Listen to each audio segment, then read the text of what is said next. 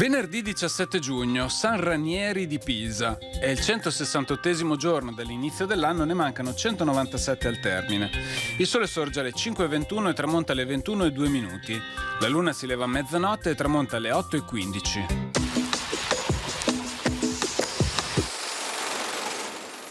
Per un colpo apopletico muore il doge Alvise Pisani all'età di 77 anni e dopo 6 di dogado. Le sue ceneri, che si trovano nella chiesa di Sant'Andrea al Lido, andarono disperse dopo che questa fu adibita ad usi militari nel 1810 e successivamente demolita.